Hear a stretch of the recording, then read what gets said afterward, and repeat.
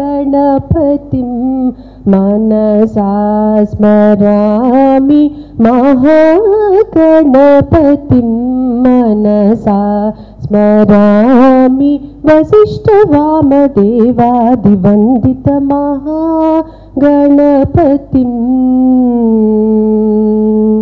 महादेवसुतं महादेवसुतं गुरुगुहनुतं महादेवसुतं गुरुगुहनुतं मारुकोटिप्रकाशं शान्तं महाकाव्यनाटकादिप्रियम् महाकाव्यनाटकादिप्रियं मूषिकवाहनमोदकप्रियं महागणपतिं मनसा स्मरामि वसिष्ठवामदेवादिवन्दित महागणपतिं. शेखर गुप्ता गारू, మా గురువు గారు పూచేటి వెంకటేశ్వరరావు గారు, సభలో ఉన్న ప్రముఖులు,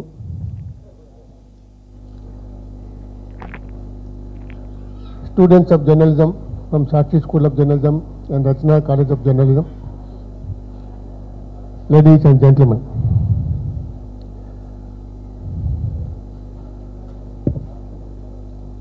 this series of lectures was instituted in 2002,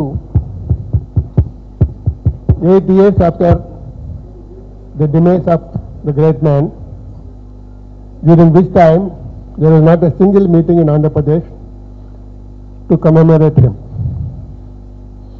The children were conducting meetings in Delhi. Dr. Manmohan Singh was the only tall politician to attend the memorial meetings at Andhra Bhavan in Delhi.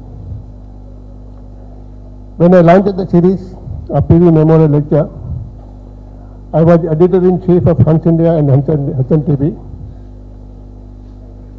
Sri Vaman Rao, the chairman of Hyderabad Media House, was kind enough to allow me to pay my respect to PV in my own humble way. The foundation lecture was delivered by President Pranab Mukherjee. It was attended by Sri Narasimhan, the present governor, Sri Rosaya, the then governor of Tamil Nadu, and Mr. Kiran Kumar Reddy, the then chief minister of Andhra Pradesh. Pranab Das spoke extremely well, covering three main contributions made by PV. One was the way he managed to survive as Prime Minister of a minority government, and how he introduced economic reforms, brought peace back to Punjab and Kashmir. The other contribution was the way he dealt with the organizational matters, withstanding the onslaught of unleashed by Arjun Singh and some other rivals in the party who were carrying tales to Sonia Gandhi. The third contribution was his highly successful foreign policy in general and his lookist policy in particular. He spoke at length on this particular aspect. Ghulam Nabi Azad was the then Union Minister for Health. He was the second person to deliver PV Memorial Lecture. The third was given by Sri Rajmohan Gandhi, the grandson of Mahatma Gandhi and Chakravarti Rajagopalachari. The fourth speaker was Jairam Ramesh, an intellectual and author among politicians. The fifth lecture was delivered by Justice Venkatachalaya at Vizag. That was the only time when the lecture was organized outside Hyderabad. President Pranab Mukherjee, while appreciating the initiative taken by me,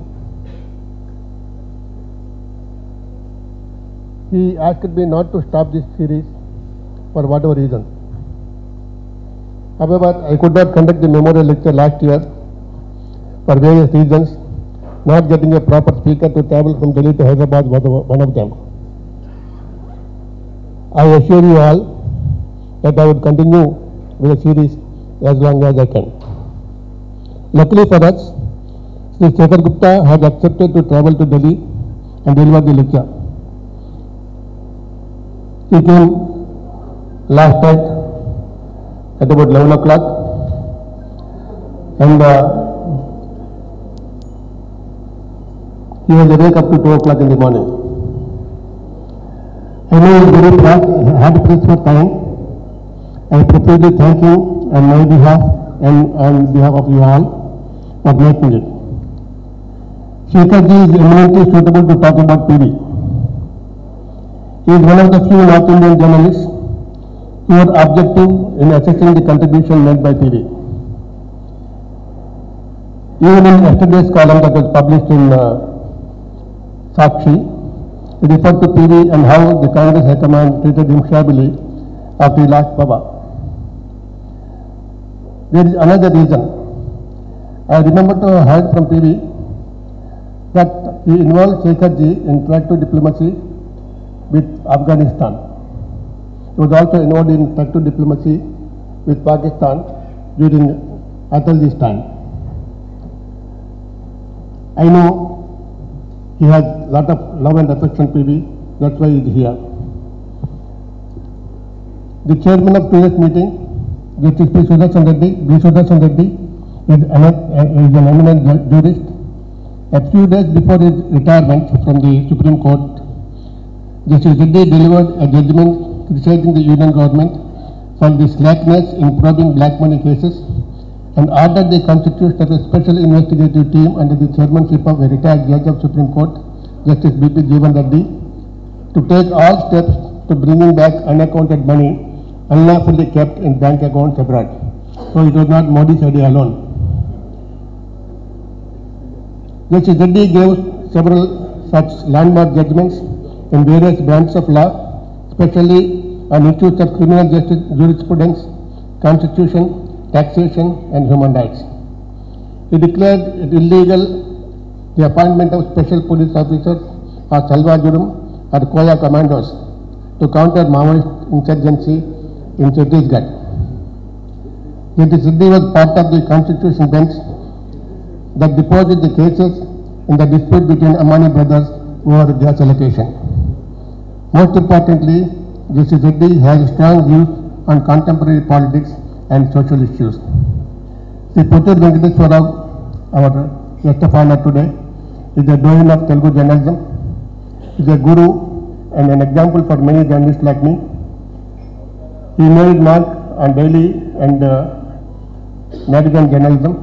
He was the last of Andhra Prabha editors who had the opportunity to interact with Shethji, Ramnath Goenka. He had argued with him and he differed with him. He also edited Udayam Daily for some time. He published several books, including his autobiography. Known for value-based journalism, Puttur Garu is also known for his contribution to peace and tranquility. He worked along with Shankaran, Kannabiran, Professor Haragopal and others to facilitate talks between the government and the Maoists in 2004. Though the talks failed, it was the only initiative taken by intellectuals in the country. Puttur Garu is considered as Bhishma Pitamaha of Telugu journalism.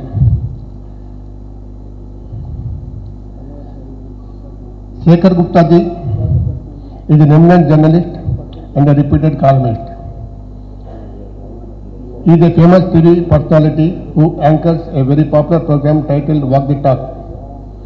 He is also seen in the company of Pranay Rai during election time, during his analysis of the mood of the people, telling the viewers which way the people of the country are likely to vote.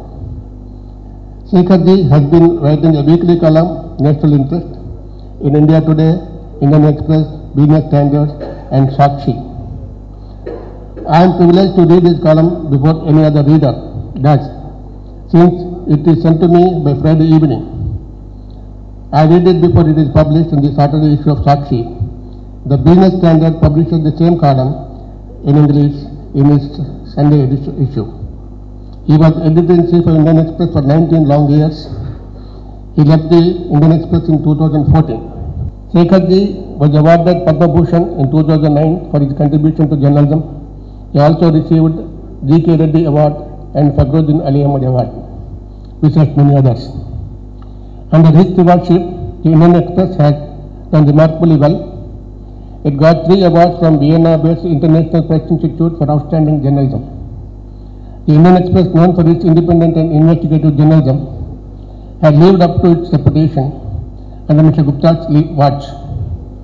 The first award from IPI was given to reporting on Gujarat riots in 2002. A second recognition came for its investigative reports on the role of extremist organizations in Malagam and Morasa blacks in 2008. The third appreciation was for uncovering of Bihar flood relief scam in 2009. Sekharji is known for, he is now the founder and editor-in-chief of the Print.in, whose mission, according to him, is to be factual and liberal. He did a lot of legwork when he worked for India Today. He published a book in 1984, Assam, the Valley Divided. He came up with another book in 2005, India Redefines Its Role. In 2014, he picked up the best pieces from his column, National Interest, and published the collection as a book titled Anticipating India. I once again thank profusely Sekharji for coming all the way from Delhi. Thank you. GDA Justice Sudarshan Reddy garu, my guru and my mentor Puttur Venkateswara Rao garu, and my former boss in India Today, Shekhar Gupta ji, and my long time friend and senior most colleague Ramchandra Murthy garu. At the outset, I would like to thank Ramchandra Murthy garu for giving me an opportunity to introduce our India Next, which I represent as convener. India Next, its intention is to change the mindset of people towards better society, towards imposing values, better values in the society, and in accordance with the mindset of people in mature democracy nations. So this is our motto. So we begin our mission by organizing a seminar on demonetization in Chennai, which was attended by many people from all walks of life, financial experts, and next it was followed by a seminar and water conservation. It was in collaboration with IIT Madras. Third was, we conducted a national seminar on center-state relations and federalism. That was in May 5th in New Delhi, Constitutional Club of India. So, our motto is to preserve the spirit of federalism also. So, I thank Ramchandra Murthy garu for giving me opportunity to introduce this organization. Thank you all.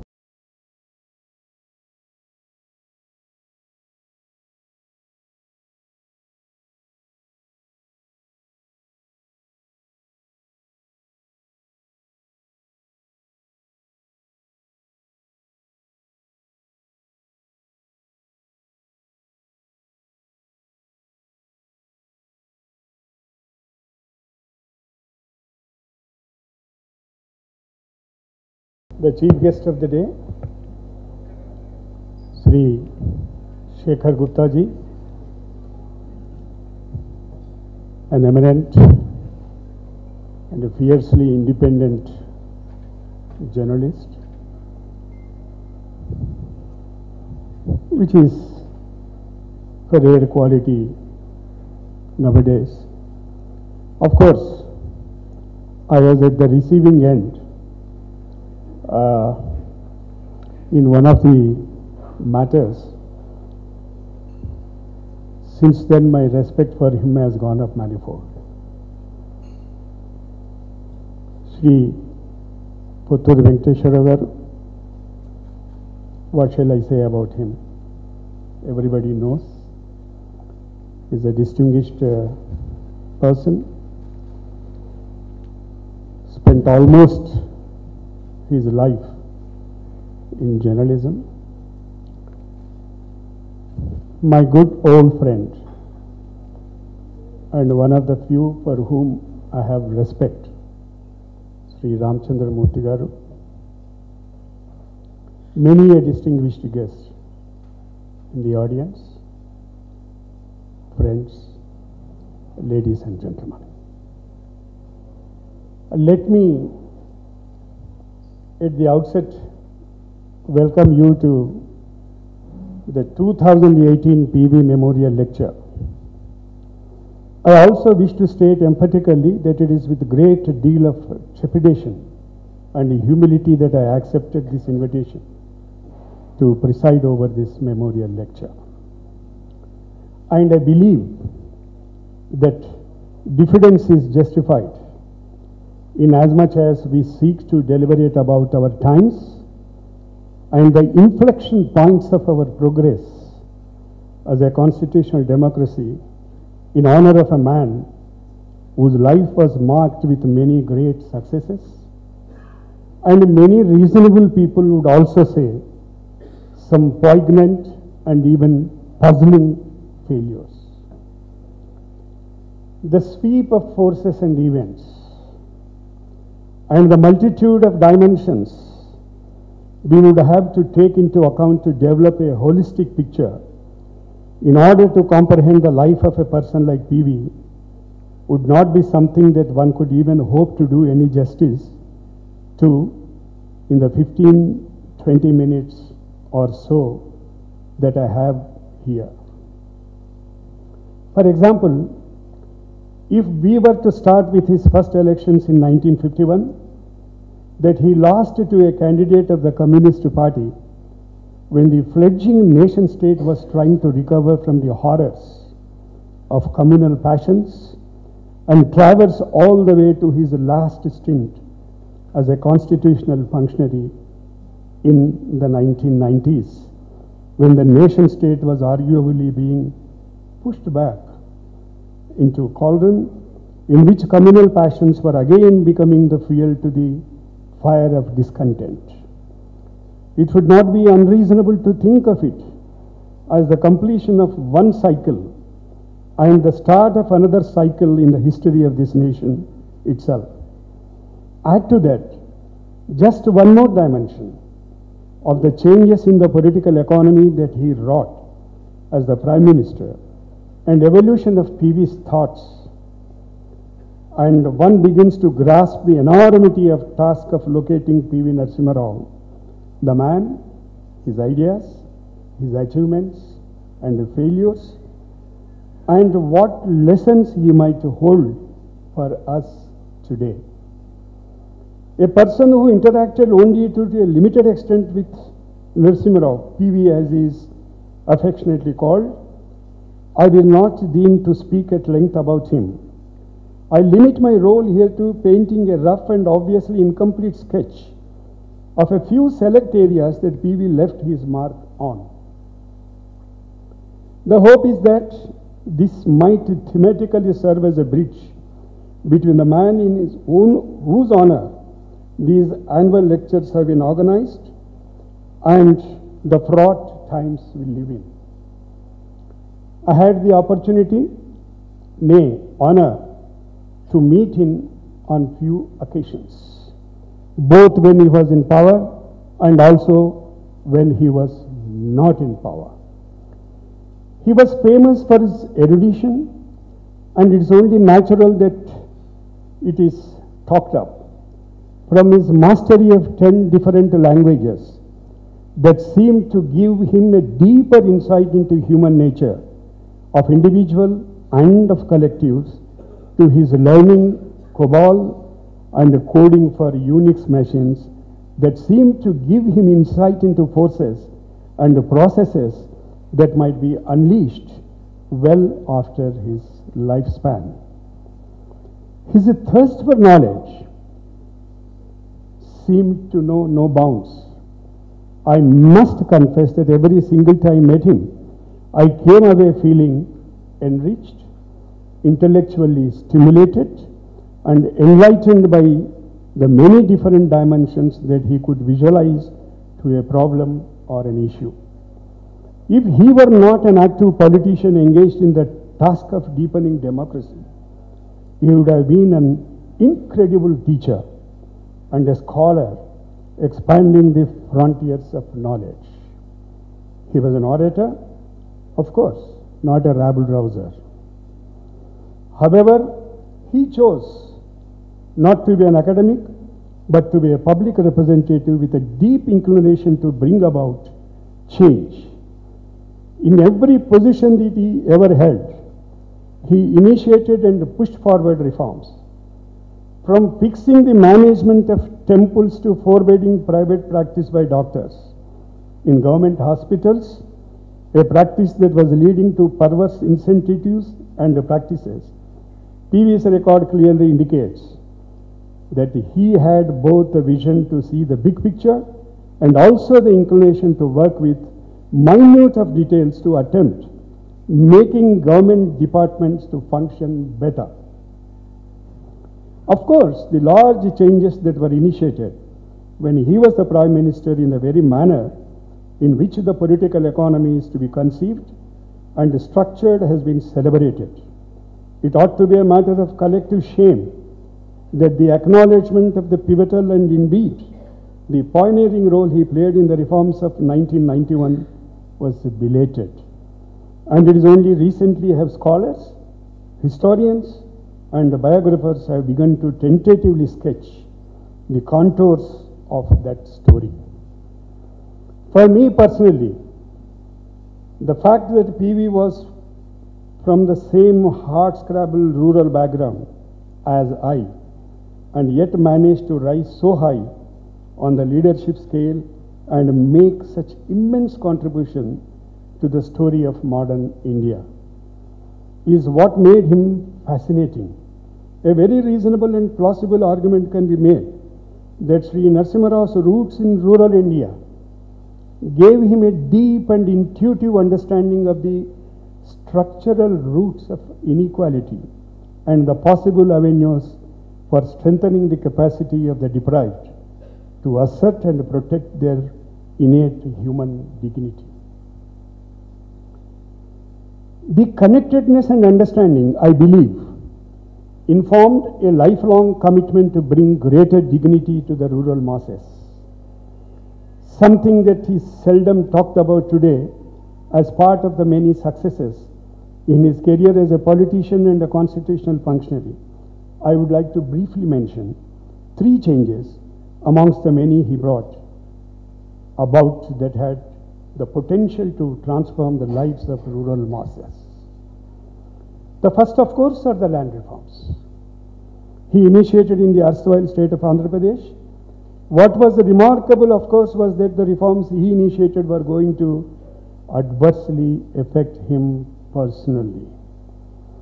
As many in the audience may know, PV was adopted by a rich but childless Brahmin family in his native village, Vangara. He inherited 1,200 acres of agricultural land, of which he gave up 1,000 acres to comply with the reforms he had initiated. The capacity to sacrifice for what he perceived to be the larger good must itself be treated as worthy of great respect and admiration, especially by those of us who live in these times when personal aggrandizement seemed to have become the lure for many in the political sphere. To what we can add another dimension, that he conceived this reform as being necessary for deepening of democracy in rural Andhra Pradesh.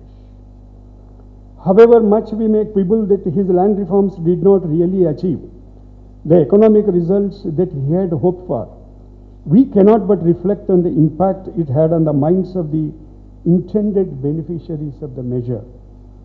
Even though the measures benefited a much smaller number than envisaged, the discourse of right to ownership of land that had tilled and toiled over the centuries itself suggested to them a co-equal right to claim ownership of the country, and gave many from the deprived communities much local strength to be able to assert a role in political processes and aspire to positions of leadership. Given the lengthy history of graded inequalities and a consequent denial of inherent human dignity of vast swaths of populace, the land reform measures he initiated and the normative discourse that he unleashed have to be understood as significant milestones in our core constitutional project of social justice.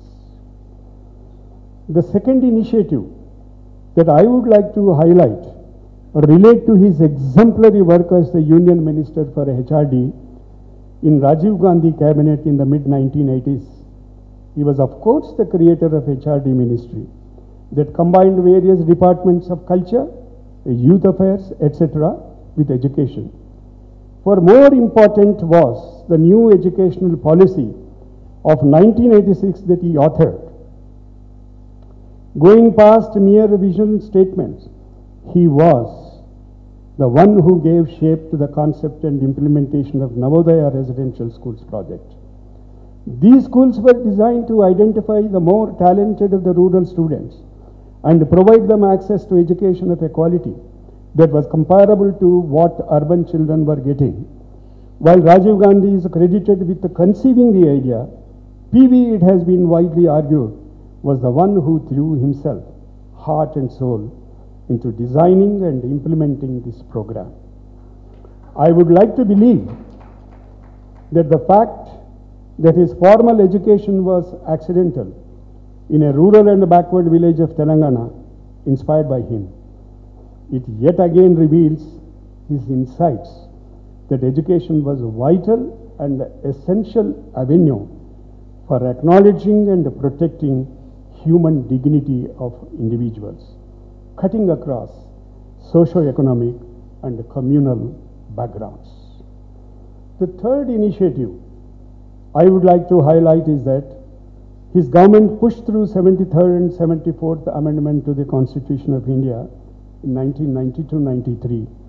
These amendments substantially eliminated the discretionary powers of the state government and the legislatures in conducting elections to local bodies in rural and urban areas. One remarkable change was the reservation of a third of the position for women. Before you go rolling your eyes, let me summarize an empirical research-based assessment by Professor Rohin Pandey of Harvard University and her team. They studied 495 randomly selected villages in West Bengal and found that 1. Having female leaders dramatically changed voters' perception of effectiveness of women, albeit it occurred only after repeated exposure. 2. That notwithstanding biased perceptions about men being more efficient, upon repeated exposures to women being the leadership position, changed voters' perception that women could be as, and in fact more efficient than even men.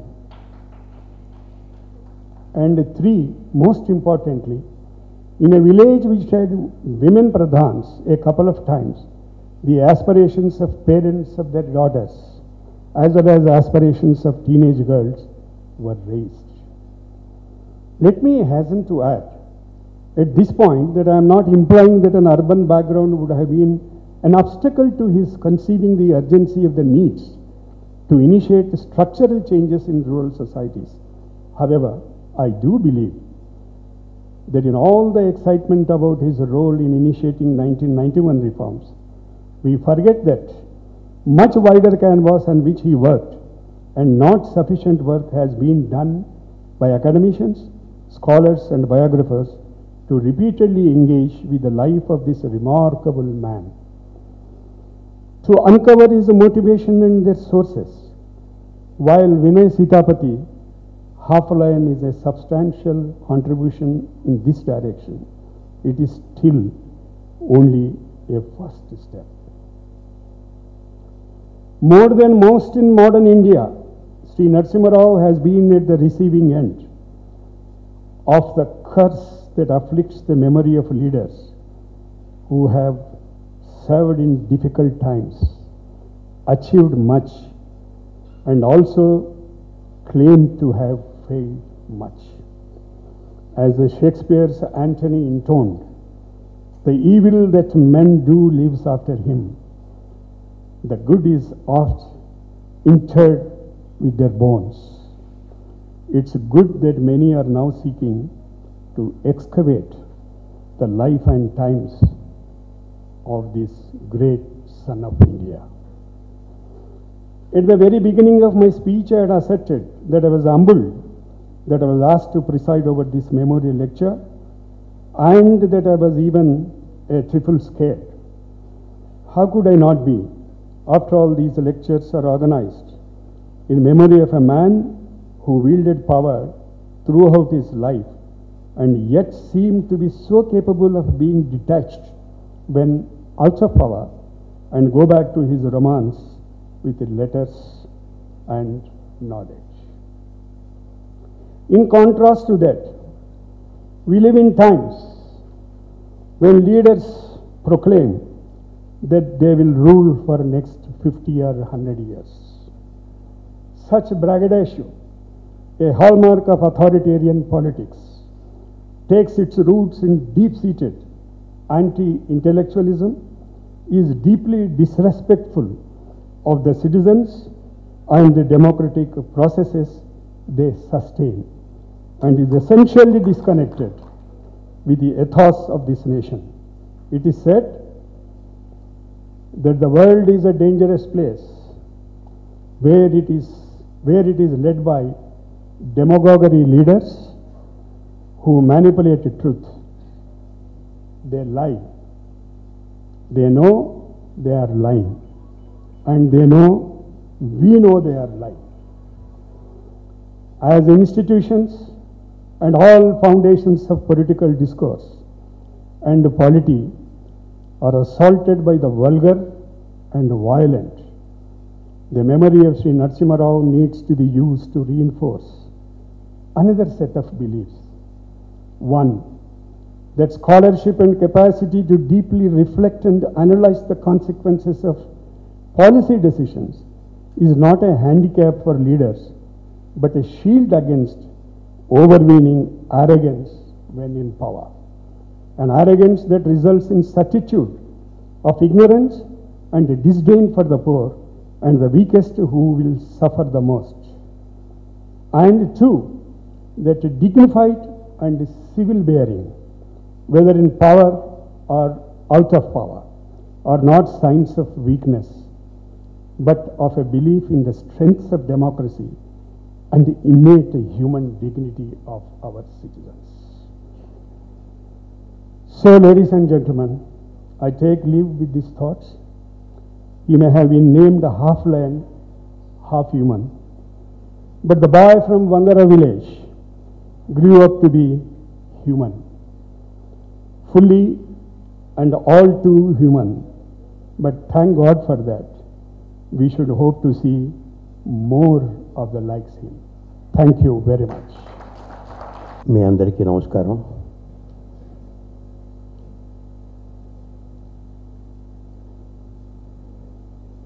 నేను తెలుగులో మాట్లాడినందువల్ల వాళ్ళే miss గారు. ఎందుకంటే తెలుగులో మాట్లాడినా ఇంగ్లీష్లో మాట్లాడినా ఏం ఉండదు దాంట్లో. నరసింహారావు గారిని ఆంధ్రప్రదేశ్ అవతరణ పూర్వం నుంచి తెలిసిన వాడిని. ఆ రోజుల్లో ఆయన దగ్గర ఎక్కువ మంది జనం ఉండేవాళ్ళు కారు. అస్మదాదులం ఆయన ఏదైనా మాట్లాడితే విని కొత్త విషయాలు తెలుస్తాయనే నమ్మకంతో ఆయన దగ్గరికి వెళ్తుండేవాళ్ళం, తెలుసుకుండేవాళ్ళం, లబ్ధి పొందుతుండేవాళ్ళం. అటువంటి నరసింహారావు గారిని గురించి ఇంత తెలిసిన వాళ్ళమైనా నేనెవరు ఆయన చేసిందేమీ లేదు.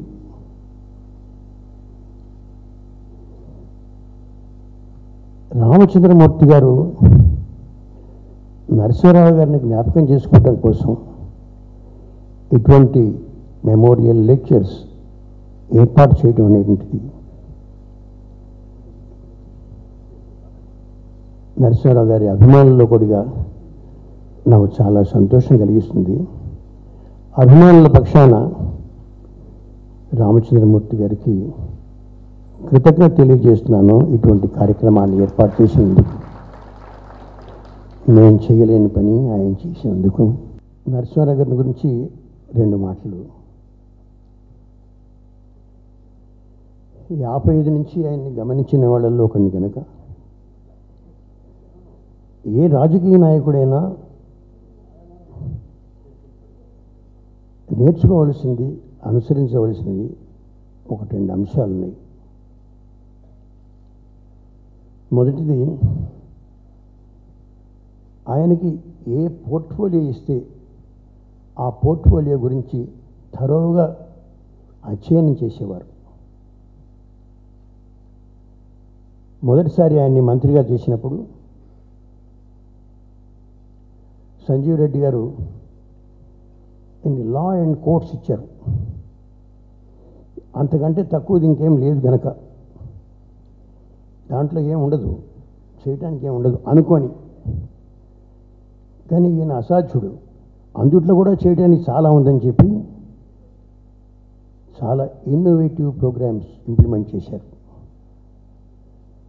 సంజీవ్ రెడ్డి గారికి ఆశ్చర్యం కలిగింది. నేను ఎందుకంటే అప్పటి నుంచి చూస్తున్నవాడిని కనుక నరసింహారావు గారితో, ఆ కాలంలో సంజీవ్ రెడ్డి గారితో కూడా అప్పుడప్పుడు మాట్లాడే అవకాశం, అదృష్టం మాకు కలుగుతుండేది కనుక నరసింహారావు గారి జీవితం నుంచి, రాజకీయ జీవితం నుంచి సమకాలీన రాజకీయ నాయకులు నేర్చుకోవాల్సినటువంటి ముఖ్యమైన విషయం, ఏ సబ్జెక్ట్ అయినా సరే కూలంకషంగా అధ్యయనం చేయటం. A thorough study of the subject is necessary. అది తెలియకుండా అభాసుపాలైనటువంటి వాళ్ళు ఉన్నారు. ఆ పోర్ట్ఫోలియోలో ఏముందో తెలియదు. నాకు బాగా జ్ఞాపకం, సంజీవ్ రెడ్డి గారే చెప్పారు.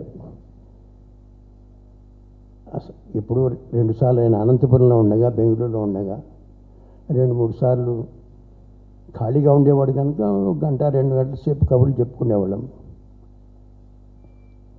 ఈయన అసాధ్యుడు, నేను లా అండ్ కోర్ట్స్ ఇస్తే అందుట్లో ఏం ఉండదనుకున్నాను. నేను ఓపెన్ కోర్ట్సా, అటువంటి కాన్సెప్ట్ ఒకటి ఆయన పెట్టాడు. అరే నాకు తట్టలేదు ఇది అని అప్పుడు నరసింహారావు గారిని పిలిచి, ఈ ఐడియా బాగుంది, నాకు తట్టలేదు, నీ పోర్ట్ఫోలియోలో ఏం ఉండదనుకున్నాను, ఇట్లాంటి ఉందన్నమాట, అయితే ఆ కోర్టును మా అనంతపురంలో పెట్టరాదా అన్నాడు ముందర ఆయన. పెడతానండి, 2-3 చోట్ల ఒకసారి పెడతాను, అందుట్లో అనంతపురం ఒకటి అన్నాడు ఆయన. ఏదైనా సామాన్యుడు కాదు కదా. నరసింహారావు గారు ఆ పోర్ట్ఫోలియోస్ని అధ్యయనం చేసిన పద్ధతి చాలా ఆదర్శప్రాయమైంది. గౌహతిలో 1986 అనుకుంటాను, గౌహతిలో కాంగ్రెస్ మహాసభలు జరిగినాయి. మేము కూడా అప్పుడు సభలు చూడటానికి వెళ్ళాము. వృత్తిరీత్యా పని కూడా ఉంది. ఓ చిన్న కుటీరం లాంటి దాంట్లో కూర్చొని ఆయన ఇన్ని బండిలో బుక్స్ పెట్టుకొని చదువుకుంటున్నాడు. ఏంటండి అక్కడ బ్రహ్మాండంగా మీటింగ్ జరుగుతుంటే ఏఐసిసి మీరు మాట్లాడలేదా అంటే, ఏముంది వాళ్ళకి కావాల్సిన రెజల్యూషన్ రాసిచ్చాను కదా, నేను పోయి చేసేది ఏం లేదన్నాడు ఆయన. ఆయన చేసే పని అయితే రెజల్యూషన్స్ రాసేవాడు. మరి ఇప్పుడేమిటి మీరు చదువుతున్నారన్నా? ఏం లేదు, మళ్ళీ ఇంకో రెజల్యూషన్ ప్రిపేర్ అవుతున్నాను నేను. ఆయన పని అది. ఇందిరాగాంధీ గారు ఆయనకు అదే పని అప్పచెప్పేవారు. ఆయన చాలా లాయల్గా, సిన్సియర్గా ఆ పని చేసేవారు. నరసింహారావు గారు ఒకసారి ఆయనతో బహుకాలంగా చనువు కూడా కొంచెం ఉండేది. ఏమండి మీరు వరంగల్ వాళ్ళు చాలామంది అనుకుంటారండి, ఈ వరంగల్కి ఏం చేశాడు ఈయన, హనుమకొండకి ఏం చేశాడు అంటే, ఏం చేయాలి అన్నాడు. నేను ఏదైనా చేయొచ్చు, ఏం చేయొచ్చు. మీకు తెలియదేమో, నేను వరంగల్లో ప్లానెటేరియం పెట్టించాను. నేను పెట్టించకపోతే ఎవరైనా వరంగల్ లాంటి చోట ప్లానెటేరియం వస్తుందా అండి అన్నాడు. నేను నిజమే అన్నమాట, ప్లానెటేరియం పెట్టించారు. అట్లా ఆయన ఈ స్టేట్కి చేశారు. తన చేతుల్లో ఉన్నంత వరకు, తనకు శక్తి అనుమతించినంత వరకు వరంగల్కి చేశారు. అందరికంటే ఎక్కువ ఆయన వల్ల ప్రయోజనం పొందినటువంటి వారు ఇందిరాగాంధీ గారు. ఈ మాట అంటున్నానంటే నేను చాలా సిన్సియర్గా తెలిసి చెప్తున్న మాట ఇది. రిజల్యూషన్స్ రాయాల్సి వస్తే నరసింహ గారే రాసేవారు. అందుట్లో ఏముందో ఆమెకు తెలియాలి కదా, రాసిన తర్వాత ఆమెకు చూపించేవాడు. ఆమె చదువుకొని ఏదైనా అనుమానాలు ఉంటే అడిగేవారు. ఇవి పర్సనల్ నాలెడ్జ్ నుంచి చెప్తున్నాను నేను. ఆమెకు రాదని కాదు, ఎవరో వాళ్ళు కావాలి, సమర్థులైనటువంటి వాడు నాడు నరసింహారావు గారు రాస్తారు అని ఆయనకు అప్పచెప్పేటువంటి వారు. వరంగల్కి ఏం చేశారు, ఆంధ్రప్రదేశ్కి ఏం చేశారు అని మా బొట్టు వాళ్ళని విమర్శిస్తే ఆయన కొంచెం ఇబ్బంది పడేవారు. ఏం చేయాలి, మిగతా వాళ్ళగానే నేను కూడా, నేను do you think I'm prime minister of Andhra Pradesh అన్నాడు ఒకసారి ఆయన.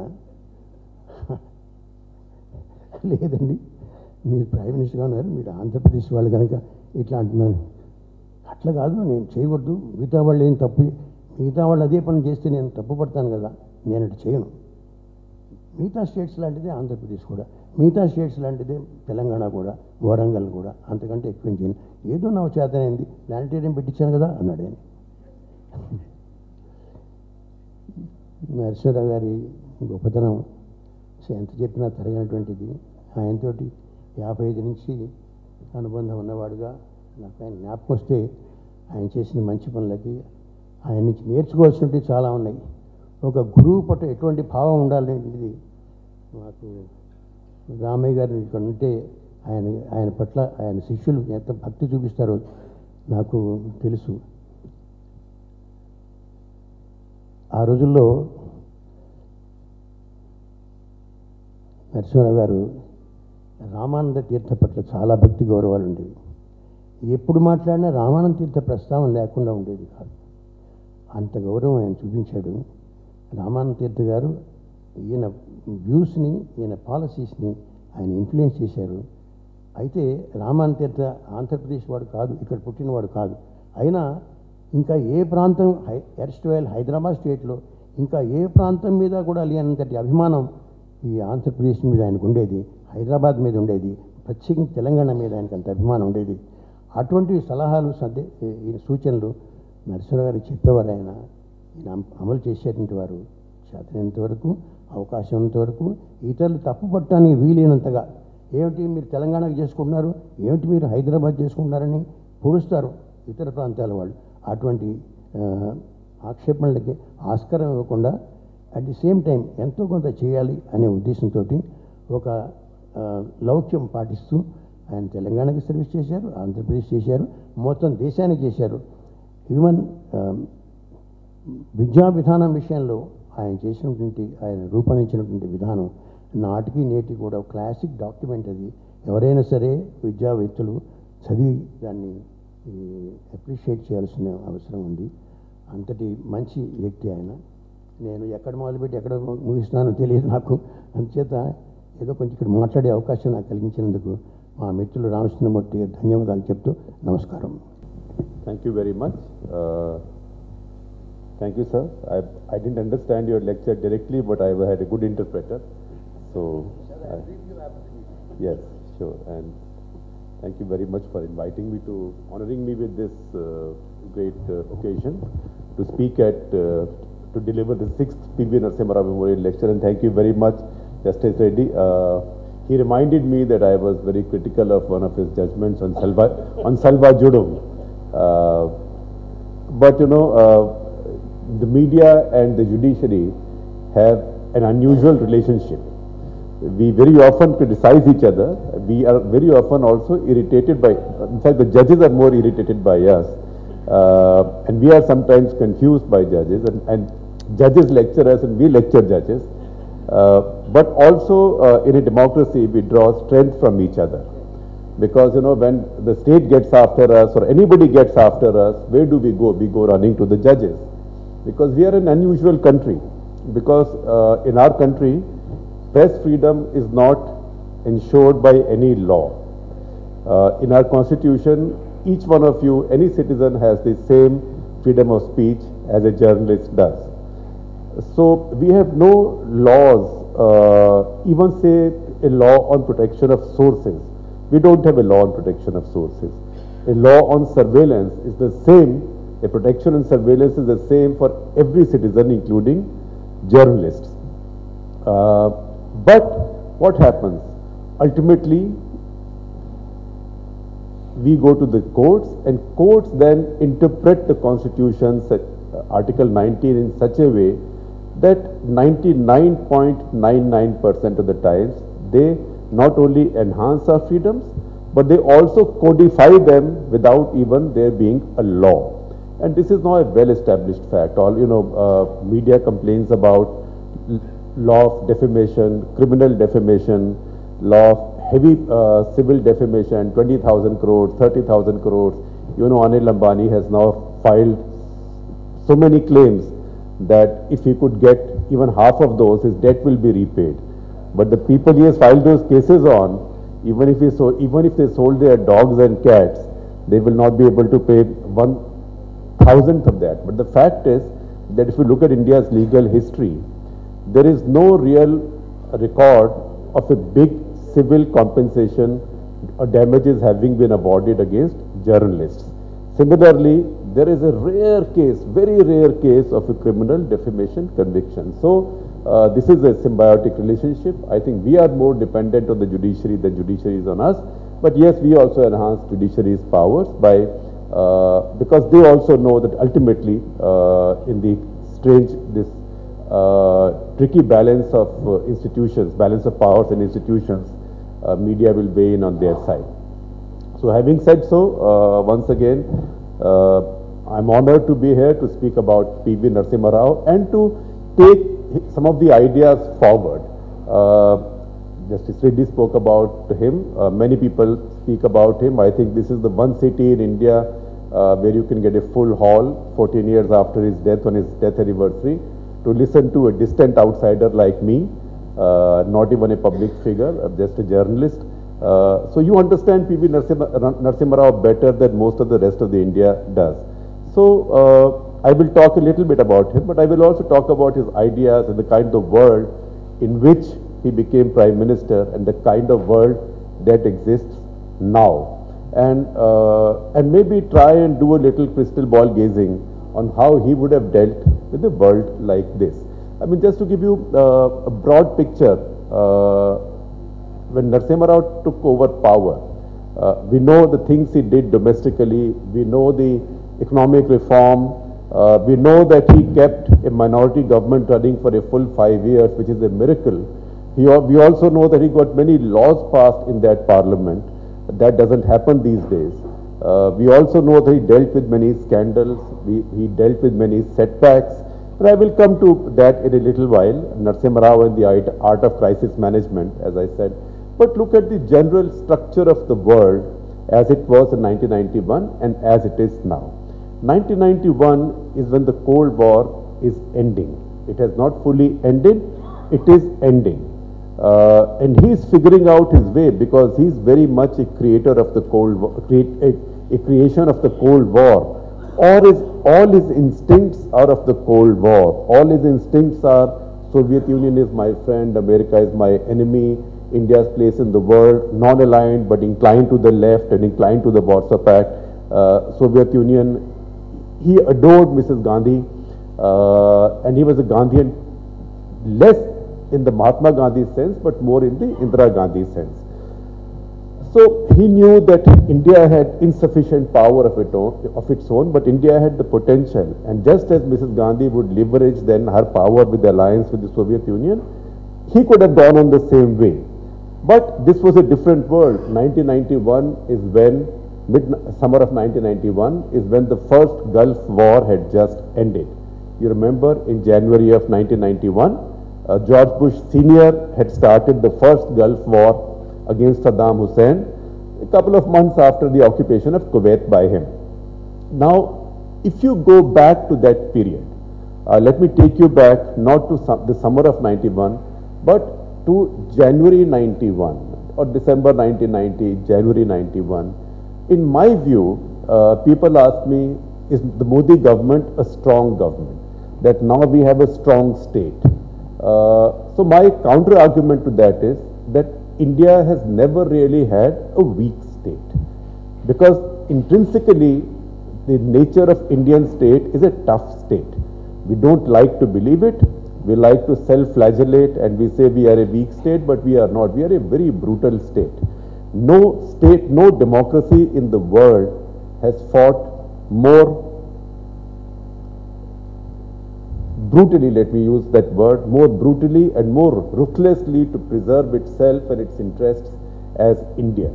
India is a country which in 1966, March 7 or March 5, 1966, sent its air force to bomb its own people, a tiny microscopic minority of Mizos in Mizoram. This was Mrs. Gandhi's 5th week as Prime Minister. And remember, she was called Gungi Gudiya. She was a very weak Prime Minister. Jawaharlal Nehru died in 64, Shastri died in 66 January. India fought a war in 62, fought a war in 65. One we lost, the other was inconclusive. 2 Prime Ministers died, and third one had to face this problem. What did she do? She sent the Air Force to bomb the Mizo people. At that point, Mizo population was not even 2 lakhs, 2.5 lakhs. Today it's about 13 lakhs. So I'm saying that this was a very strong country. In the history of that very strong country, we had one interregnum when we became a weak state. And that interregnum, I say with apologies to admirers of VP Singh, that interregnum was the VP Singh government. VP Singh government was not mentally prepared, nor was VP Singh, to exercise power on behalf of a big, huge civilizational state like India. I think it was, you can have challenges of majority and not having a majority, but intellectual challenges you can do nothing about. So VP Singh's government was intellectually challenged when it comes to understanding and exercising India's power. That's why some of the biggest mistakes in India's internal and external security were made during the brief period of VP Singh's government. I can, if somebody does invite me to come and speak on VP Singh, I shall do that, but I should just relate them to you in 2 minutes, because that sets up the background in which Narasimha Rao comes to power. Situation in Kashmir started really going wrong in VP Singh's time. So you remember the kidnapping of Rubaya Saeed, and then the concessions that his government made to J&K militants in the first round. Second, his government was supported by the BJP from outside. Within, he wanted a soft approach to Kashmir, but the BJP, supporting it from outside, wanted a tough approach. VP Singh and his government were not able to understand that Kashmir was not a domestic political problem. This was going to be a big national security problem, because if he had applied his mind to national security issues, he would have known that the insurgency that started in Punjab in 1981 was not a coincidence. It started because the Pakistanis, the ISI, the Pakistani army, Ziaul Haq, who was at his prime at that point, he had begun to understand by 1980-81 that they were winning in Afghanistan. That they were winning in Afghanistan and they had control over that region. The Americans, the Chinese, the Saudis, everybody was dependent on them, and the Russians were on the run. So they thought, if this strategy could defeat the Soviets in Afghanistan, the strategy of using killing by 1,000 cuts, why can't we do that in India? So they started doing that in India then. But when VP Singh's government came and suddenly India had a government supported by somebody else from outside, India had many problems, there were scandals, Bofors, the credibility of the Indian state was low, then they upped the trouble in Kashmir. So VP Singh's government did not quite comprehend that Punjab was a consequence of Afghanistan and Kashmir now was just a logical step forward. So he was not able to deal with it strongly enough, and then confusions took place because BJP wanted a strong approach. He sent Jagmohan as the governor of Kashmir. Because he himself wanted a soft approach and he was afraid of a strong approach, he sent George Fernandes as Minister for Kashmir Affairs. So I used to say that, this is a strange policy where Jagmohan beats up people and George Fernandes gives them painkillers, right? So this was, and the similar thing happened in Punjab as well. I'll take you back to 1990. 1990 was the bloodiest year in Punjab's history. We forget, we also remember 84, the riots, but in 1990-91, mostly 1990, 6,500 people were killed in Punjab. 6,500. Of these, 1,600 were who? They were policemen. 1,600 policemen were killed in a year in Punjab. Why? Because again under pressure, Mr. VP Singh recalled the tough officers, Mr. Gill and others, and he said, I will reach out, I will release people. Nothing worked, so it was a bloody mess. And then the third big thing happened in the summer of 1990. In the summer of 1990, again go back and Google, suddenly out of the blue, tensions rose on India-Pakistan borders over Kashmir. Now this is the time that Benazir Bhutto made her famous or infamous speeches when she went to Muzaffarabad and she said, Jagmohan ko hum jag jag mo mo han han kar denge, which means we will chop Jagmohan to pieces. Now Pakistan had really upped a warlike atmosphere when there was no real problem on the borders on the LOC. That's because it seems that the Pakistanis thought at that point that India had a weak government and they had nuclear weapons. India didn't, so they could use the nuclear blackmail. Now there is sufficient literature available on that period to show to us that Pakistanis in the summer of 1990 handed out a nuclear threat to government of India, and that VP Singh's government did not know how to respond to it. There is Bob Bindram's book, there is Seymour Hersh's article in the New Yorker, there is much other discussion. I have researched this deeply enough as well. And in fact, I did confirm this conversation with Mr. Gujral. He was then the foreign minister, that when Yaqub Khan, the Pakistani foreign minister, came to India, he said to Gujral Sahab, and I will say this in Hindi or Urdu as he said, and I will translate it. He said, if you go to war, अगर आप अब जंग करेंगे, तो ये दरियाओं में और पहाड़ों में वो आग लगेगी जो आपने कभी नहीं देखी होगी. Which means if you go to war with us now, the rivers and the mountains of your country will be on fire in a manner that you will not be able to handle it. So Mr. Gujral replied to him saying, "Bhai, if that is the case, तो हमने भी उन्हीं दरियाओं का पानी पिया है जिनका आपने पिया है. We've also been brought up on the waters of the same rivers as you, so we'll deal with you. But the fact is that India did not know if it had a deliverable nuclear weapon." So this is an impression of a weak Indian state had gone very deep in the system. People blame Mr. Gujral that he became Prime Minister, he dismantled Raw's networks.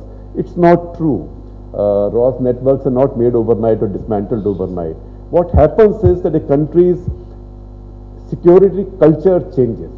So while Narasimha Rao inherited a very troubled economy, which was Rajiv Gandhi's contribution, because Rajiv Gandhi ran a profligate government, he bought a lot of things for India, he did a lot of things, but fiscal prudence was really not his strong point.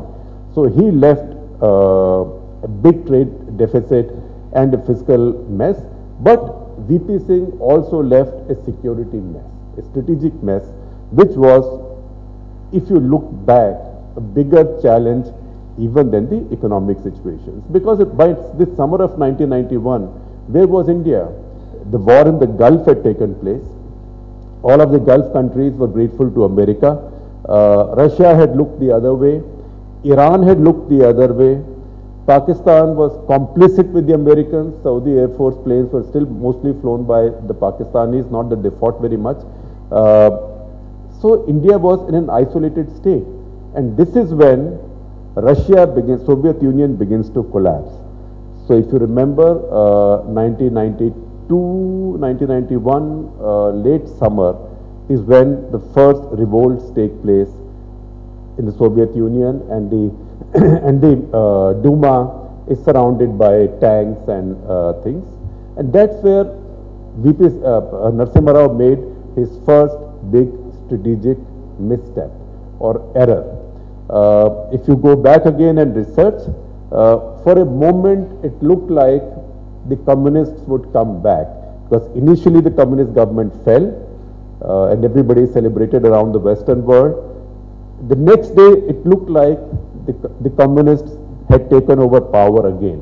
And India's ambassador then, Mr. Alfred Gonzalez, in Moscow, because all of India's diplomats were used to having the Politburo and calling Politburo members, and they were feeling very sad that it had gone away. He declared that the communists had come back, and Narasimha Rao made that speech, which I think he regretted till the end in Parliament, where he said what's happened in Moscow is a warning to reformers in a hurry. So that was part of his learning process. But he learned very fast, because he learned very fast how? He learned that there was pressure in Kashmir. He wasn't going to let Punjab go. He wasn't going to let Kashmir go. So what does he do in Punjab? He sends KPS Gill back in Punjab. He empowers KPS Gill, someone like A.K. Doval, and many people like them. I say in Punjab, every A category terrorist killed those days was Bold Doval caught Gill. Because they were working together. He made enormous funds available to them, enormous secret funds, unaccounted for. He wanted Punjab problem to be sorted out. On the other hand, he knew that Kashmir will not just be a military solution.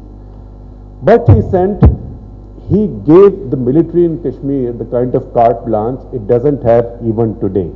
So if any of you have seen the film Haider, please go and see the film. Haider is set in 1991-1993 period, when all these interrogation chambers were set up, when militants who had surrendered were then built into militia, sir. Salwa Judum experiment in a way, but much nastier than Salma Judum, because these guys all had AK-47s, and they had killed before and they were killing now. Some of them even now are killed by militants or terrorists, because they know that these are the people who fought against us. So that's how Ikhwanul Muslimin came up it was Narasimha Rao's creation. So he fought fire with fire. So he fought Kashmir and Punjab in a way that no Indian leader has done, and he gets the least credit for it. People ask me who was the toughest Indian leader on national security. I say it's Narasimha Rao. It's not Mrs. Gandhi, because, and you know, I'm leapfrogging periods, but you know, when he was given his first conviction in the courtroom, he was alone in the courtroom, barring maybe a couple of family members and lawyers. Nobody was with him, and others who were in the courtroom were laughing at him. But there was one gentleman who landed up in the courtroom in sympathy and support with him. His name was KPS Gill, because he knew that but for what this old man had done, he would not have been able to bring about peace in his own state. So he was a very tough man on national security. He was also a very reasonable man and a very realistic man. Now, people say Narasimha Rao was cynical. He was cynical. But what is cynical is also pragmatic.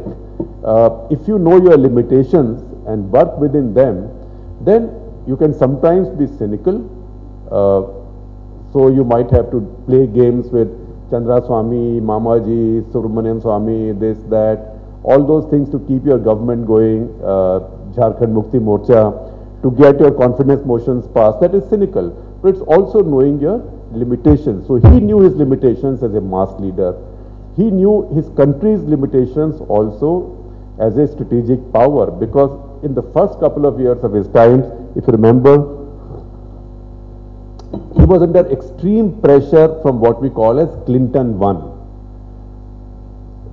So Clinton one was very tough because they had come in with a democratic conscience on Kashmir, human rights. Human Rights Watch was at India's throat all the time. There was pressure, and that's when Benazir Bhutto once made that statement that, you know, it was one thing to deal with India when they had people of some class in power, meaning the Gandhis. Now, who do you deal with in India? Meaning thereby that Narasimha Rao is not a person of class. And I do know that it hurt Narasimha Rao very badly. And he did say to people around him, also to me, that I will make a horrible example of her. Because but he swallowed it, because he knew at that point there were many things he could not do because India was weak. So he was building India's economy, but he also carried out the first big strategic shift in India's history. And that big strategic shift was to go and embrace the Americans again, the Western world again, to accept the fact that Soviet Union was now over and something will come back, but it will not be the same. But remember, it was not the same. R. Venkatraman was actually very much a cold warrior and very much a Soviet Union man, and he greatly resented. And there were many others like him, Natwar Singh, there were many others like him in the system. So he went against all of them. He leapfrogged to upgrade his relationship with Israel exactly a year after the first Gulf War. He upgraded his relations with Israel, and we just in 2017 celebrated the 25 years of that, and then reach out to the rest of the Western world. By the time he had finished his tenure, Clinton too was a friend of India, and by the time, the great compliment to him was in 1999 during the war, after the war in Kargil, when Clinton too came on a visit to the subcontinent. On the way out, he made a brief stopover in Pakistan, spoke on TV in Pakistan, and wagging his finger at the Pakistanis said, "You must remember that the maps of the subcontinent can no longer be redrawn with blood." So that is the big strategic contribution that we don't think about right now.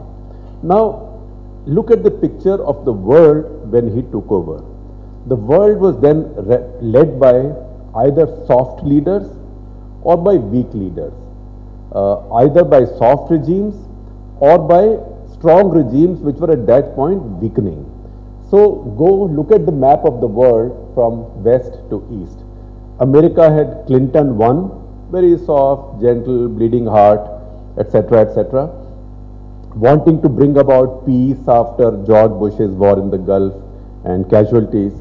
The Russians had people coming and going, and Yeltsin, who was drunk most of the time and was a weak leader. In many ways, Japan had much instability and basically a stall. Chinese economy had still not boomed to that extent. So China was also going through many transitions because last of the long marchers were going. India had Narasimha Rao, who had a minority government. And as you go further east, you'd remember that Israel had a right-wing government, Shamir's government.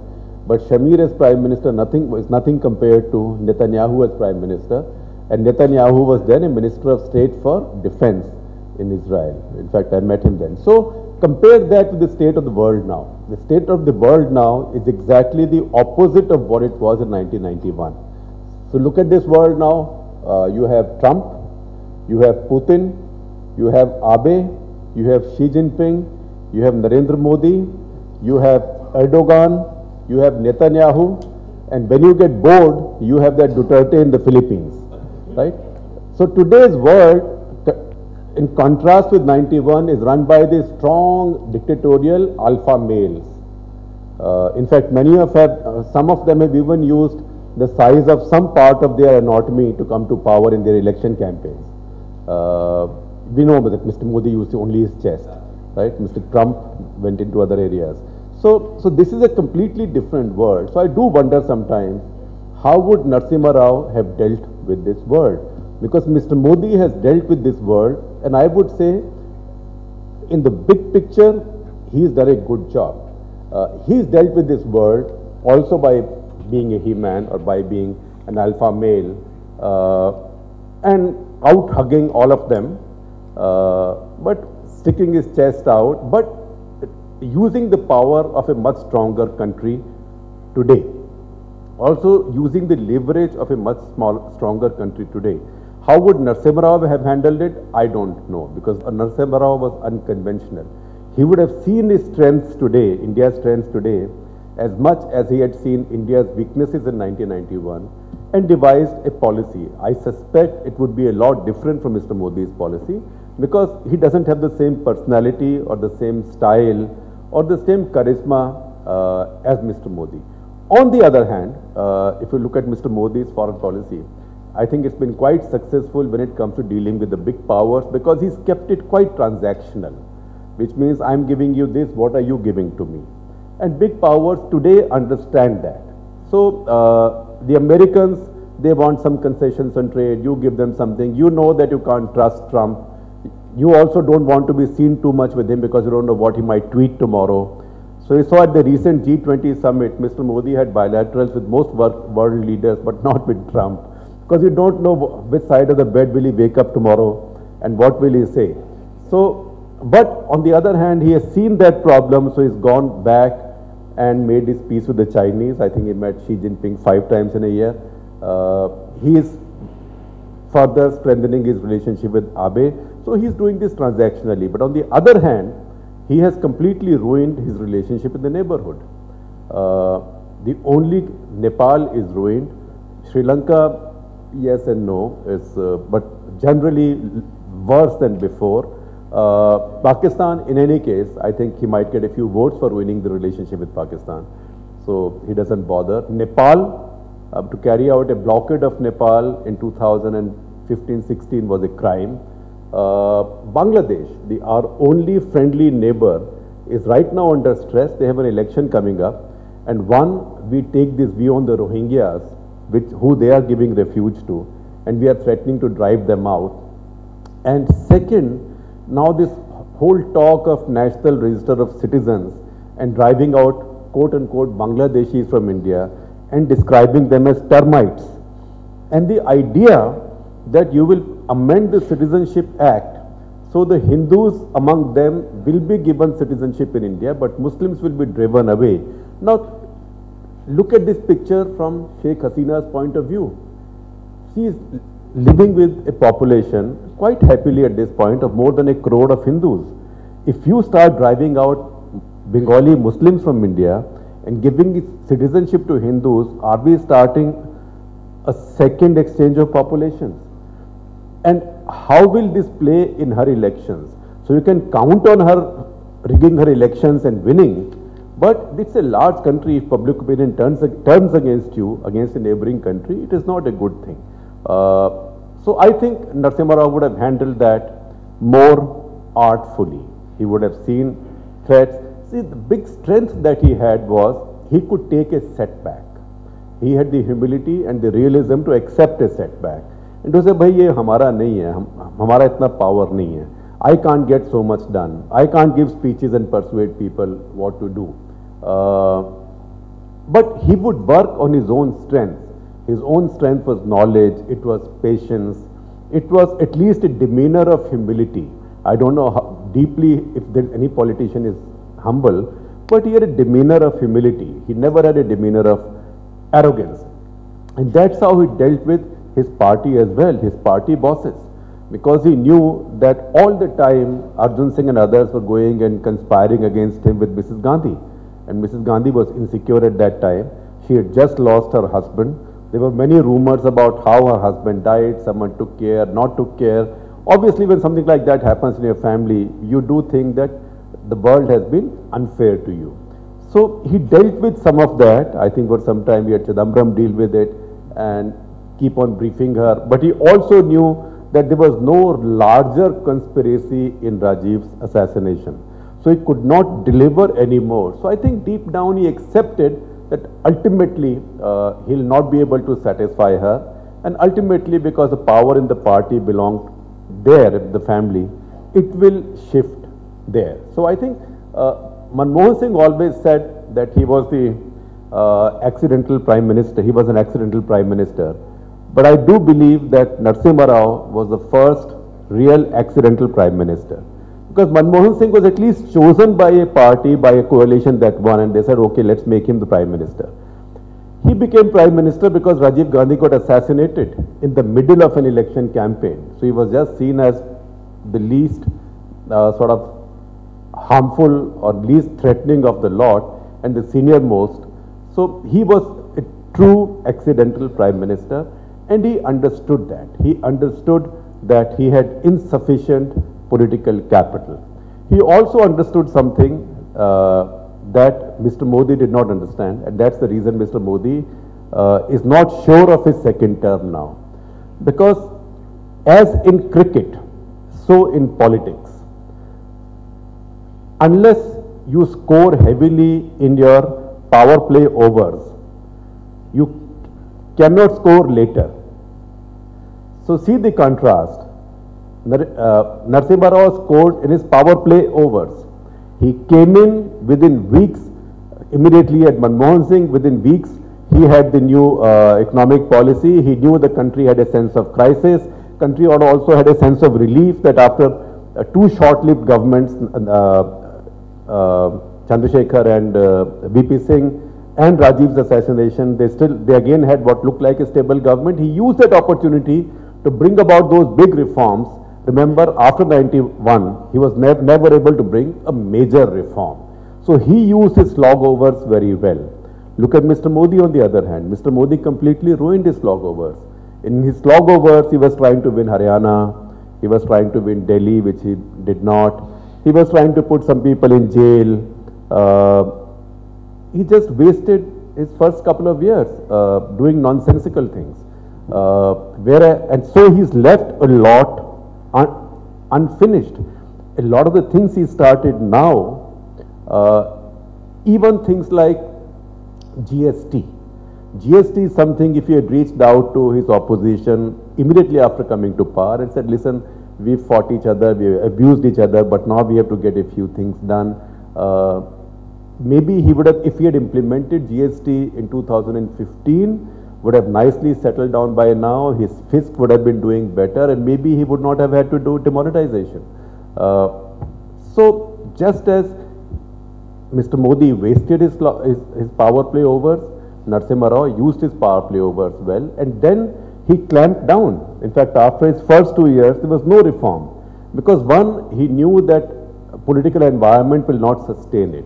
Because he always said, "Bhai, I don't have political capital." Because anytime we asked him, why don't you privatize Air India? So he would say, "Bhai, I have limited political capital. Should I expend it on Air India? चलता रहेगा, पहले और काम करने के लिए बहुत है, उनको कर लेते हैं." So that was the realism that I think he would have approached with that realism today's world also, but with the power of this new India. And this new India, essentially the power has come because of the big shifts that he brought about in 1991.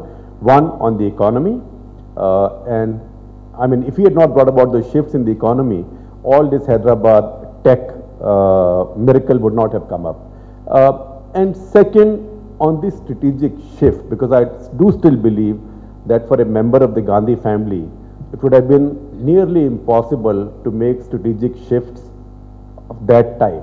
Because remember, under Narasimha Rao's reign, within his, just after 1 year of his becoming Prime Minister, he upgraded his relations with Israel.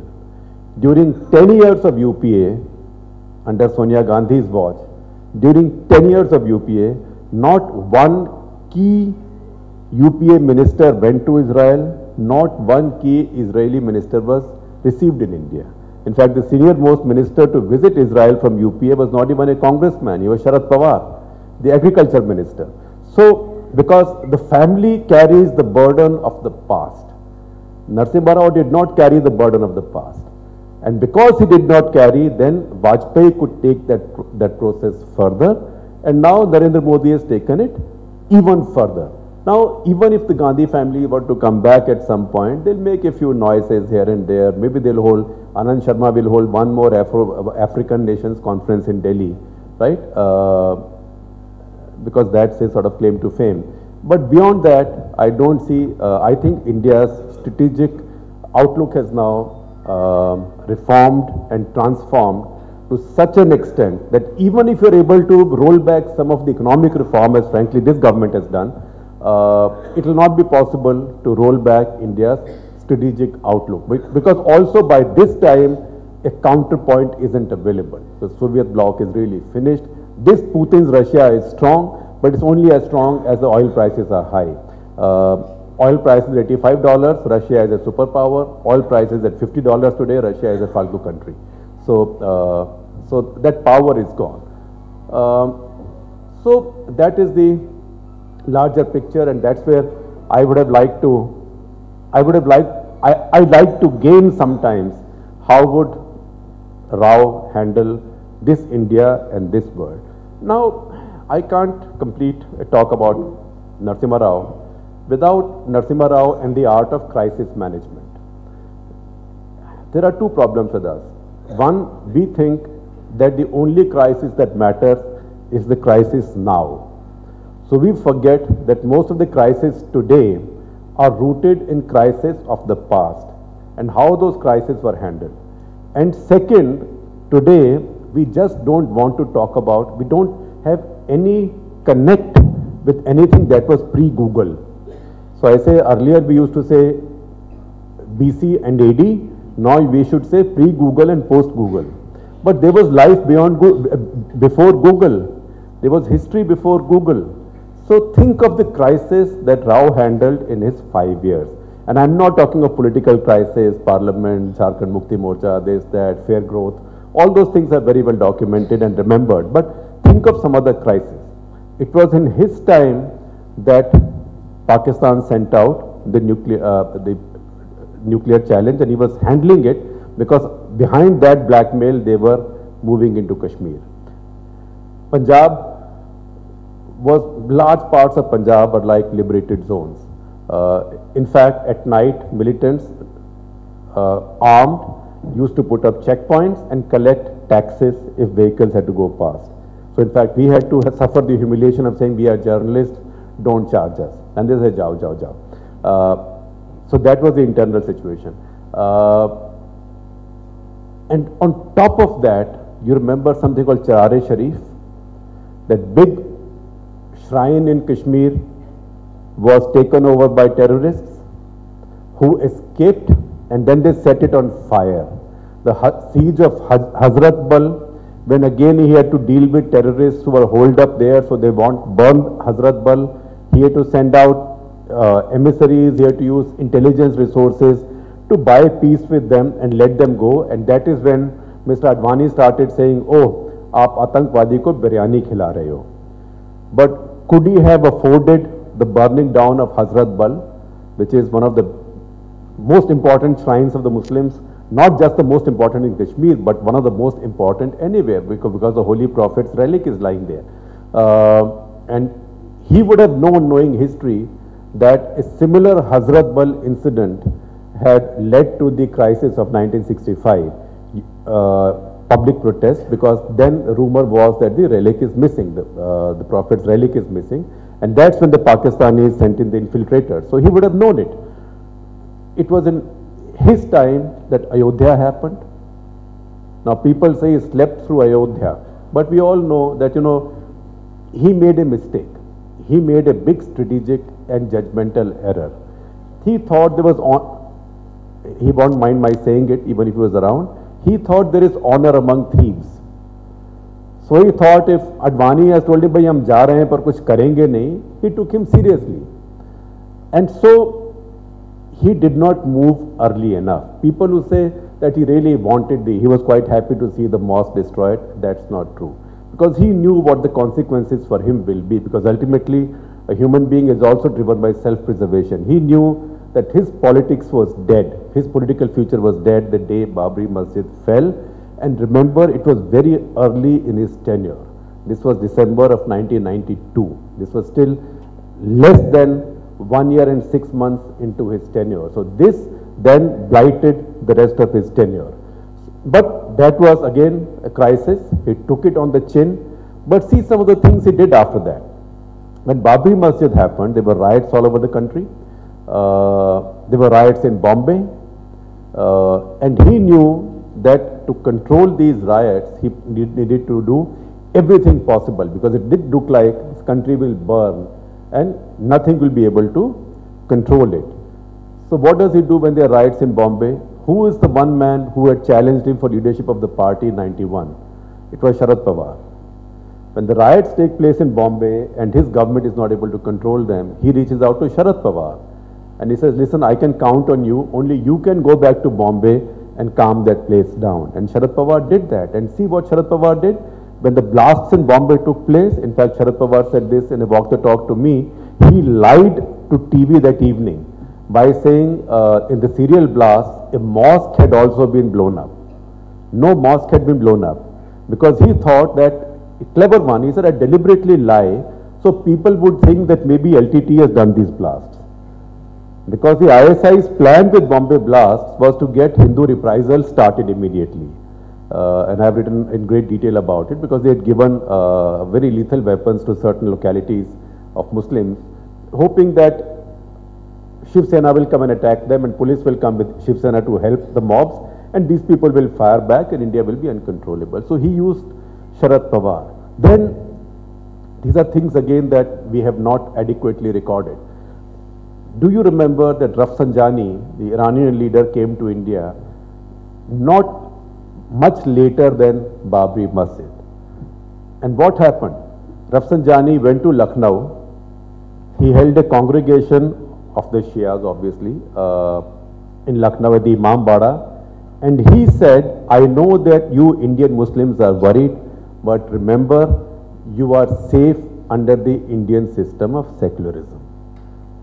That was like a big, you know, when a big building is on fire, when a sprinkler comes on, then fire cools down. And that had that effect. That's when people say now, Americans and others, that Iranians, why do you have such a strong relationship with Iran?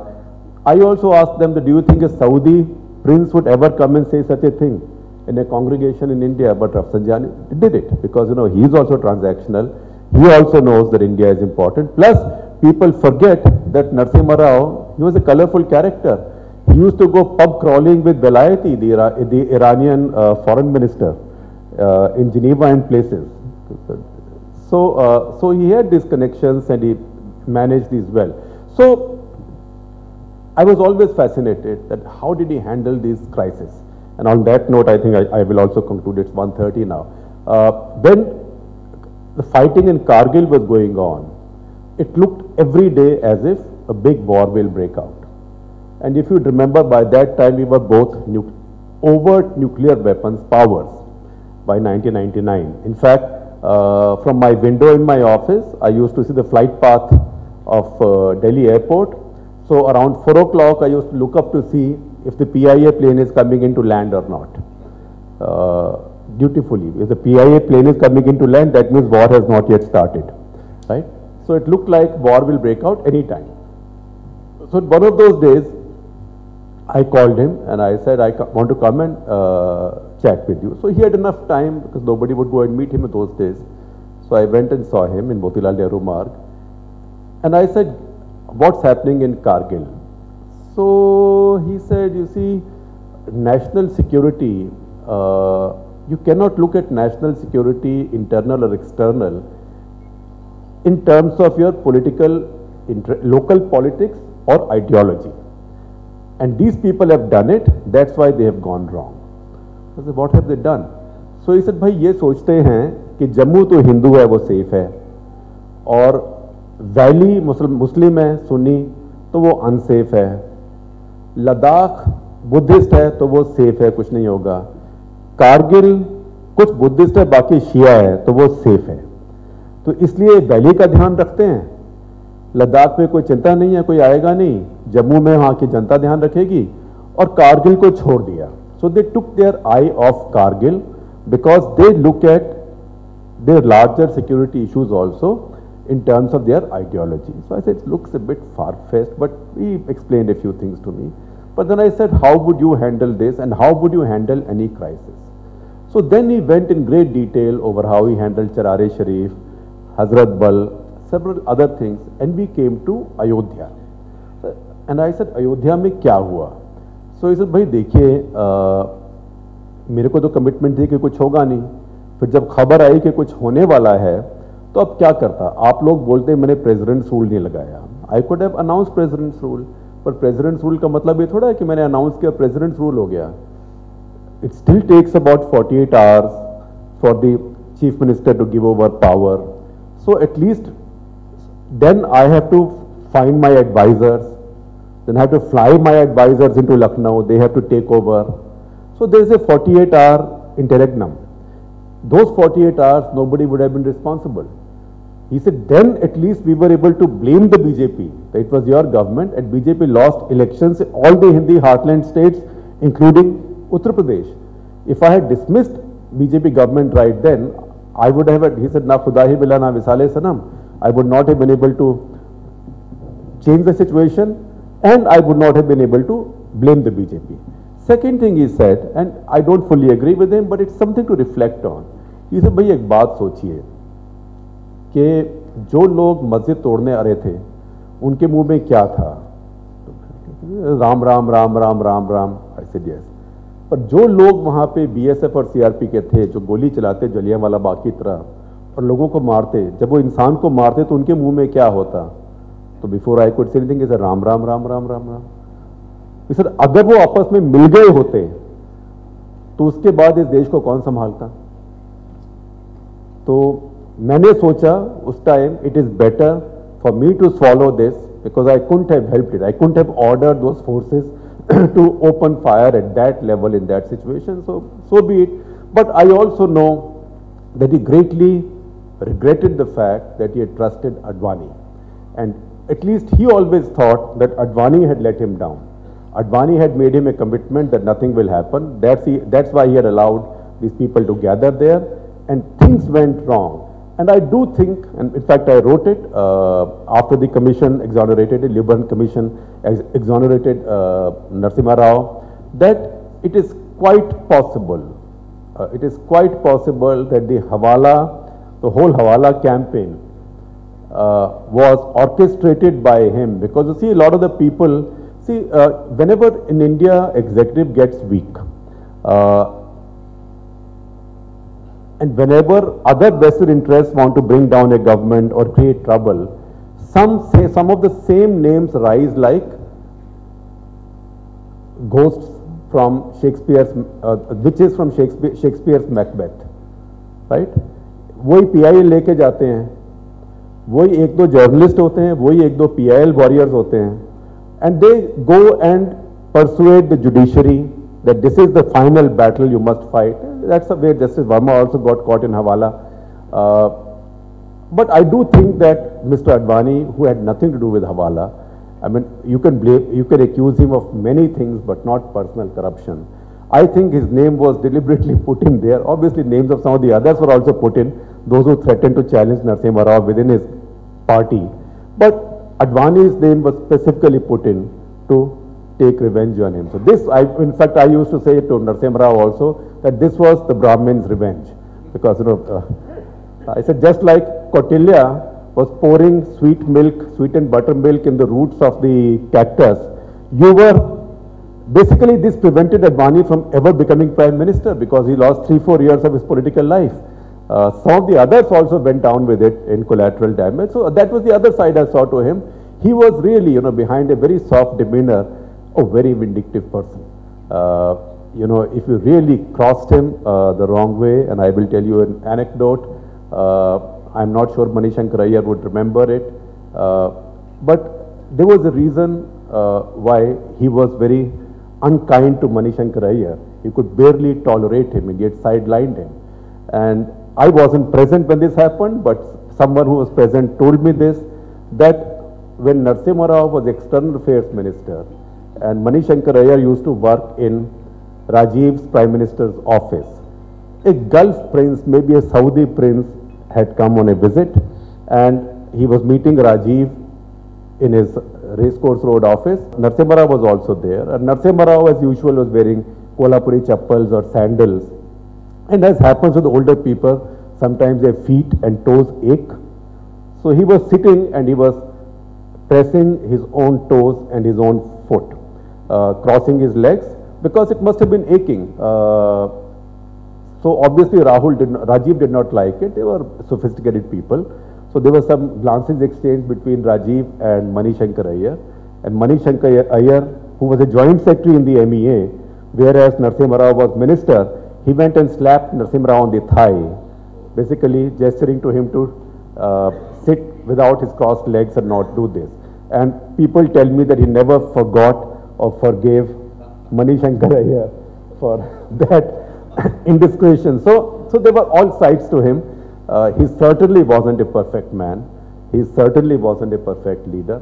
But he was in many ways more a quintessential congressman than Rajiv or Sonia or Rahul. Manmohan Singh, of course, is an outsider to this, because he was very much in the culture of the 60s Congress people, the 60s old school Congress people.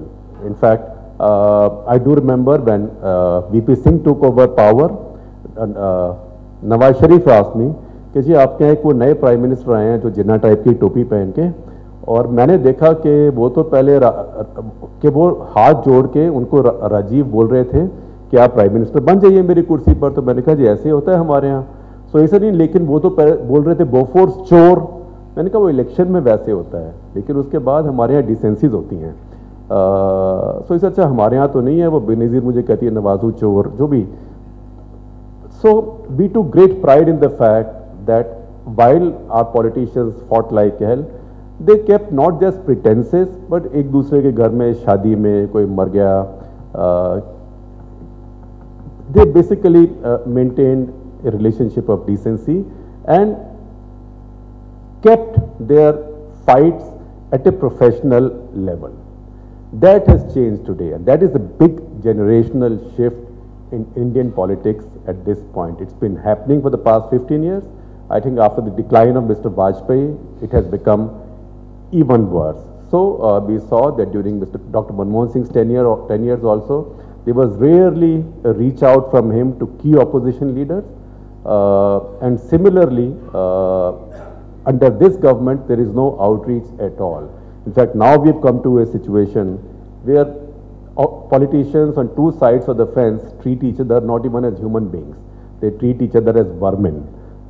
Given half a chance, they will not even look at each other and walk past each other. Somebody calls the other a vidhva, the other one calls the other a chore.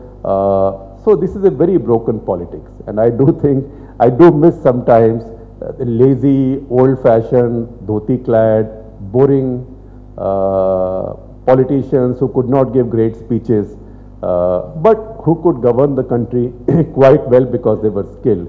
So maybe we need leaders with charisma as well, but we also need some class. So there is no such thing as an ideal leader. God doesn't give everybody all qualities, unless it's Noor Jahan in a Hindi film, right? That you see all the shires write this thing, you have this, you have this, you have this, you have this, everything. So leaders are not like that. Some leaders have great intellect.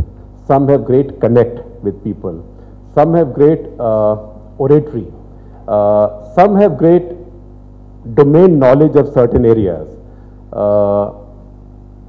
But no leader is a complete package. Some have great integrity, Manmohan Singh, but no leader is a complete package. So a great leader is one that then realizes these are the areas in which I am weak.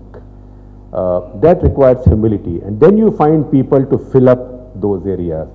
Globally, I would say in our times at least, the best example of that is Ronald Reagan, who was a man of very limited intellect and very limited knowledge of the world. He was an actor, but he had great connect with people, he had great communication, he could sell an idea provided somebody produced a great idea for him, and then he needed people to implement them. So he, starting with James Baker, he built the finest team an American president has done in a very long time, and see, he won the Cold War. I think in India, Narasimha Rao comes close to that. because it wasn't just Manmohan Singh, but he brought in many such people in the system. He empowered many such people in the foreign service, in other services, even his own office. A.N. Verma, I mean, if Narendra Modi had an A.N. Verma, an implementer like him, he would not be in half the economic mess that he is. So, with that compliment, I think I will conclude this. Everybody must be hungry. Thank you very much for your patience. And of course, we can keep talking about Narasimha Rao for a long time. Thank you. Thank you very much for giving this opportunity. It's indeed a privilege and honor to have such a distinguished guests on the dais on this 6th PV Memorial Lecture. And here, most of the guests who are on the dais and off the dais, in one way or other, they must have some interaction with the late Sri P.V. Narasimha Rao garu. For example, Mr. Ponna Lakshmaya garu, Amar garu, D. Prabhakar Rao garu, tarvata Chukka Ramaya garu, వీరందరూ కూడా ఎంతో మంచి interaction Shri PV Narasimha గారితో ఉంది. తర్వాత ఇక్కడ మా కుటుంబ సభ్యులు కూడా వస్తున్నారు, వాళ్ళందరూ కూడా ధన్యవాదాలు చెప్తున్నాను. ముఖ్యంగా would like to thank Shri Ramachandramurthy garu, the Sakshi editorial director, for conducting this and then consolidating this event from past 6 years. Ramachandramurthy గారు మీకు చాలా ధన్యవాదాలు. ఇటువంటి మెమోరియల్ లెక్చర్ కూడా తప్పకుండా ముందు చేయాలని చెప్పి మా సైడ్ నుంచి, మా కుటుంబ సైడ్ నుంచి కూడా మేము తప్పకుండా మీకు సపోర్ట్ చేస్తాము. వచ్చే మెమోరియల్ లెక్చర్ వరకు ఇంత పెద్ద హాల్ తీసుకొని ఇంకా చాలా మందిని కూడా మనం ఆహ్వానిద్దాం. ఎందుకంటే ఇవాళ 2 ఈవెంట్స్ ఒక్కసారే ఉన్నాయి, వారి వర్ధంతి, మరి అక్కడ పివి జ్ఞానభూమిలో మా కుటుంబ సభ్యులు కూడా అక్కడ ఉండి అక్కడి నుంచి ఇక్కడ రావడం కొంచెం ఆలస్యమైంది, క్షమించాలి. అలాగే ఇటువంటి మంచి మంచి కార్యక్రమాలు చేసి ఒక మంచి డిస్టింగ్విష్డ్ గెస్ట్ని ఇక్కడికి పిలిచినందుకు మీకు కూడా ధన్యవాదాలు తెలుపుతున్నాను. తర్వాత సుదర్శన్ రెడ్డి గారు, జస్టిస్ సుదర్శన్ రెడ్డి గారు సుప్రీంకోర్టు న్యాయవాదిగా ఎన్నో మంచి మంచి అద్భుతమైన మరి కార్యక్రమాలు చేసుకుంటూ ఒక మంచి మన ల్యాండ్ మార్క్ జడ్జిమెంట్ ఇచ్చినందుకు వారికి కూడా ధన్యవాదాలు తెలుపుతూ ఇక్కడ వచ్చి మరి శ్రీ పివి నరసింహారావు గారి గురించి మాట్లాడడం మాకందరికి కూడా ఒక మంచి ఈవెంట్ తిరిగి అనిపిస్తుంది, ఒక ఇన్సైట్, ఒక మంచి వాల్యుబుల్ మెసేజ్ కూడా మీరు ఇచ్చినందుకు మీకు కూడా ధన్యవాదాలు చెప్తున్నారు. పుత్తూరు వెంకటేశ్వరరావు గారు, మీకు 1956 నుంచి 2004 వరకు పివి నరసింహారావు గారితో ఎంతో అభినవ సంబంధం ఉంది. మీరు ఇంతకుండా ఒక మాట చెప్పినారు, పివి నరసింహారావు గారి దగ్గరికి వెళ్ళినప్పుడు మాకు ఒక వాల్యుబుల్ సజెషనే కాకుండా ఒక స్కూల్ ఆఫ్ థాట్కి వెళ్ళినట్టు, ఒక స్కూల్కి వెళ్ళినట్టు. కానీ ఇవాళ ఇక్కడికి వచ్చిన వాళ్ళు ఎంతోమంది శ్రీ పివి నరసింహారావు గారు ఈ యొక్క మెమోరియల్ లెక్చర్కి వచ్చినప్పుడు మరి ఇక్కడ డయాస్ మీద ఉన్న వీళ్ళందరికీ కూడా చూస్తుంటే మాకు కూడా ఒక మంచి థాట్ ప్రొవోకింగ్ యాటిట్యూడ్ వచ్చింది. ఎందుకంటే వారి గురించి తెలుసుకున్నందుకు కూడా మాకు కూడా ఒక మంచి ఆహ్లాదకరమైన వాతావరణంలో ఇక్కడ ఇంత మంచి సభ కండక్ట్ చేసినందుకు కూడా, మీరు వచ్చినందుకు కూడా మీకు కూడా ధన్యవాదాలు చెప్తున్నారు. ముఖ్యంగా శేఖర్ గుప్తా గారు, చీఫ్ ఏదైతే ఎన్డీటీవీలో, sir we have seen many of your programs in NDTV and then we have read many of your articles in the Indian Express and other newspapers. It's really indeed a privilege for you to come all the way from Delhi and give this wonderful lecture. And then most of the issues, I think most of the people here who don't know about this, you have really given a light for it. We really thank you and then appreciate for coming all the way from Delhi. And with this, I end this session, and I would like to thank all the people here, especially the print media and electronic media for coming here. Amar garu మీరు కూడా ఇక్కడ వచ్చి చాలాసేపు ఉన్నందుకు కూడా మీకు కూడా ధన్యవాదాలు చెప్తున్నాను. And before we leave this, I would like to remember Sri P.V. Narasimha Rao garu as the economic liberation, the father of the economic liberation, and he is the person who has really raised, during his regime, he has raised the economic liberation policy, and he has opened the gates, and we should remember him for our rest of the lifetime. I would request my family members, Sri Prabhakar Rao garu, the son of late P.V. Narasimha Rao garu, and Mrs. Sumadevi to come on the dais and then to just get introduced with your permission to Ramchandramurthy garu.